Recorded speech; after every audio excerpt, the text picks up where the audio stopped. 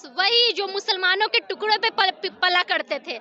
मतलब खाते हैं मुसलमानों की वजह से, लेकिन दिक्कत भी मुसलमानों से ही है कि पहले जाके वहाँ पे ढूंढिए ना, भाजपा में कितने दामाद जो है वो मुसलमान है। ये तो डायरेक्ट जहीर इकबाल, सोनाक्षी सिन्हा जब अपनी जिंदगी में खुश है तो इन लोगों को क्यों इतनी जल रही है, ये समझ में नहीं आ रहा। तो जहीर उठा के ले गया था क्या सोनाक्षी सिन्हा को?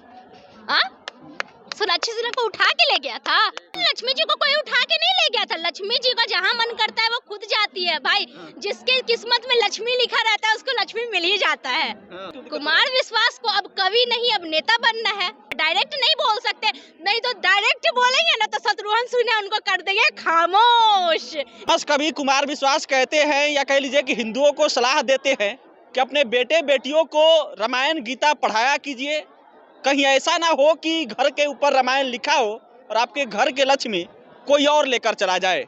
कहा जा रहा है कि ये सोनाक्षी सिन्हा और जहीर इकबाल पर कटाक्ष किए हैं, उसके बाद कुमार विश्वास को ट्रोल किया जा रहा है। कहा जा रहा है कि महिलाओं का ये अपमान है, लक्ष्मी का अपमान है। बात करने के लिए हमारे साथ लोग मौजूद है और पहला सवाल महिला से ही, लड़की है। कुमार विश्वास के बयान पर क्या सोचती है, कैसे देखती है? कुमार विश्वास वही जो मुसलमानों के टुकड़ों पे पला करते थे, वही जो राहत इंदौरी का जो शो होता था उसमें इरशाद फरमाया करते थे ताकि मेरा भी कुछ चेहरा बन जाए, वही आज मुसलमानों के खिलाफ बोल रहे हैं। इनको बोलना है तो जिनके टुकड़ों पे बने हुए हैं, इनको हम ये नहीं बोलेंगे कि ये देश के कवि है, एक स्पेशल पार्टी के कवि है, तो इनको ये बोलेंगे कि पहले जाके वहाँ पे ढूंढिए ना कि कितने का घरों पे रामायण लिखा गया है और कितने लोग जो है भाजपा वाले जो हैं, भाजपा में कितने दामाद जो है वो मुसलमान है। ये तो डायरेक्ट रामायण सबको जानता है जी कि किसके घर पे लिखा हुआ है। शत्रुघ्न सिन्हा को टारगेट कर रहे हैं। जहीर इकबाल, सोनाक्षी सिन्हा जब अपनी जिंदगी में खुश है तो इन लोगों को क्यों इतनी जल रही है, ये समझ में नहीं आ रहा है। बता रहे हैं कि मतलब अपने बच्चों को गीता पढ़ाई कीजिए, रामायण पढ़ाई कीजिए, ताकि कहीं जहीर या सोनाक्षी सिन्हा जैसा कांड ना हो जाए।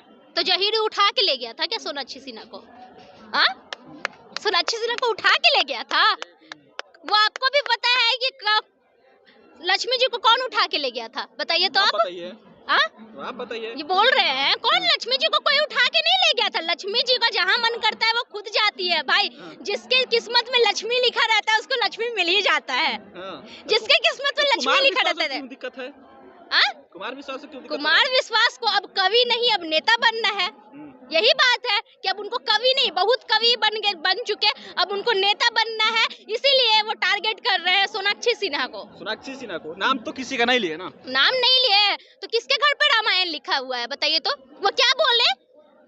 उनका लफ्ज आप सुने थे? उन्होंने क्या बोला कि उन्होंने बोला था कि अपने बच्चों को गीता और रामायण का ज्ञान दीजिए, कहीं ऐसा ना हो कि आपके घर का नाम रामायण हो और आपकी श्री लक्ष्मी को कोई और उठा के ले जाए। तो किनके घर का रामायण है और पीछे से जो लोग खुशी के मारे ताली बजाए, तो समझ में नहीं आता है। डायरेक्ट नहीं बोल सकते, नहीं तो डायरेक्ट बोलेंगे ना तो शत्रुघ्न सिन्हा उनको कर देंगे खामोश, इसीलिए डायरेक्ट नहीं बोले हैं।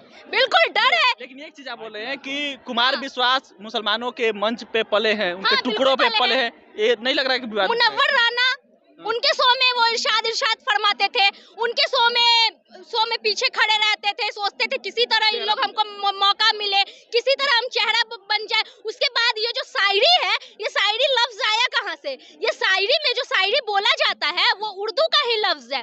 तो एक तो अपने आप को कवि बोलते हैं, वही उर्दू के लफ्जों से शायरी लिखते हैं और शायरी जगह जगह जाके अब बोलते हैं, और फिर आपको मुसलमानों से ही दिक्कत है। मतलब खाते हैं मुसलमानों की वजह से, लेकिन दिक्कत भी मुसलमानों से ही है।